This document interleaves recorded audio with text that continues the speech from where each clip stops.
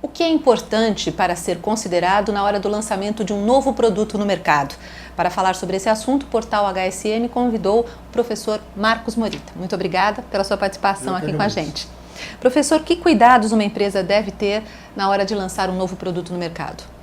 Bem, Patrícia, basicamente os cuidados que ela deve ter, começa pela análise do mercado, né? Então, quais são as necessidades não atendidas do cliente dela em potencial ou de outros clientes que ela veja no mercado, né? Então, tudo começa por um bom planejamento aí do que o cliente está desejando, né? Isso seria talvez a primeira etapa. Depois disso, algumas ideias básicas seriam as pesquisas, né? Pode ser uma pesquisa quantitativa ou uma pesquisa qualitativa.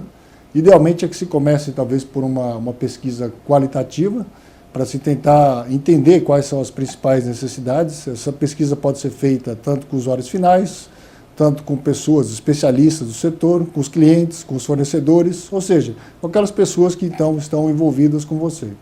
Com base nessa pesquisa qualitativa, a empresa então ela já sairia com algumas ideias básicas quais são os produtos ou quais as principais necessidades, né?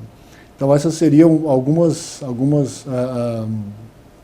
etapas importantes para a empresa então começar a pensar em lançar um novo produto. Existem alguns fatores que a gente poderia dizer que são determinantes para o sucesso ou para o fracasso de um determinado produto?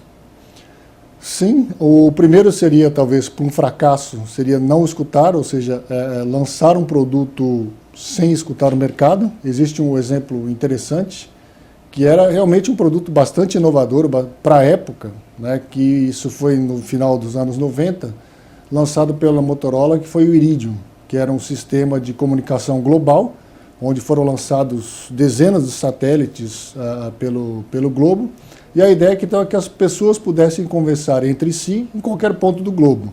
Naquela época é importante salientar que não existia celular, não existia nenhum tipo de comunicação. Então foi lançado um produto altamente tecnológico, né, cujo tamanho ele era bem grande, só que ele tinha algumas limitações. Por exemplo, como era satélite, ele só poderia ser utilizado em ambientes abertos. E a primeira experiência, uma das primeiras experiências que foi feita nesse sentido, foram alguns jornalistas que foram para a Guerra do Kosovo. E para utilizar o telefone, eles tinham que ir para a rua, né, ou seja, ir para uma área perigosa. E logo em seguida surgiram os celulares, né, com o serviço de roaming, com preços muito mais baixos, aparelhos menores, ou seja, aquilo que era uma grande tecnologia, uma grande invenção, não se fez talvez um estudo prévio nem do ambiente e nem talvez das necessidades do cliente, né, que no caso seria um aparelho pequeno que pudesse ser utilizado, por exemplo, dentro de casa, né. Então isso foi um grande erro, no caso, não ter escutado, não ter analisado melhor o ambiente. E casos de sucesso? Esse foi o exemplo do fracasso. O exemplo do fracasso. Caso de sucesso, o caso que eu gosto de citar muito, por exemplo, é o Google. Muitas vezes eles lançam produtos que, para nós, se formos pensar hoje, que algum tempo atrás eram praticamente impossíveis, né? Por exemplo, uma caixa de mensagens de graça e ilimitada, né? Há pouco tempo atrás se pagava por esse serviço e se tinha, por exemplo, espaços limitados, 20 megas, 40 megas. Hoje você tem 7 gigas sem pedir. Você tem Google Maps, o próprio serviço de Google News, ou seja, uma série de serviços agregados, né? Então, que atendem às necessidades do cliente e até antecipam. Isso no modelo de negócio hoje praticamente inovador, que é sem custo.